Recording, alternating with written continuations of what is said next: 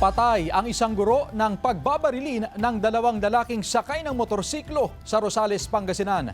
Nakaalerto, Jewel Fernandez. Patay ang 53 anyos na guro matapos pagbabarilin ng mga hindi pa nakikilalang sospek lulan ng motorsiklo sa Rosales, Pangasinan hapon noong Martes.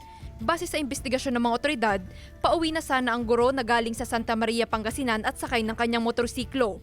Sinundan umano siya ng dalawang gunman mula sa paaralan hanggang sa barangay Carmay East at doon na pinagbabaril ang biktima. Nagtamo siya ng 3 tama ng bala mula sa caliber 45 na baril.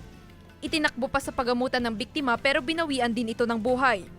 Agad na tumakas sa mga sospek matapos ang insidente. Nagkaroon na rin tayo ng investigasyon doon po sa workplace niya po para ma-determine po natin kung mayroon ba siyang nasagasaan doon o para makita natin kung ma-connect natin dyan sa pamamaril.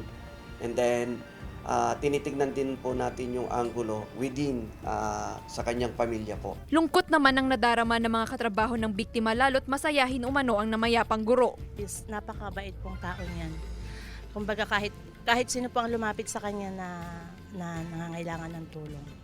Kahit ano po, gagawin po niya at gagawin ang makakaya niya basta matulungan po niya yung lumapit sa kanya. Napakabait po.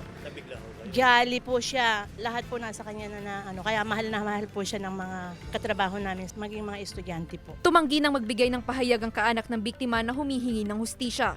Patuloy ang investigasyon ng otoridad sa insidente. Continuous pa rin po yung backtracking and forward tracking na ginagawa ng ating mga operatiba para makita po natin yung kanilang mode of operation at the same time para makita natin yung true picture and magkaroon tayo ng idea kung sino talaga yung gumalaw na mga gunman po. Kasama si Ron Taniedo, Jewel Fernandez, One North Central Luzon.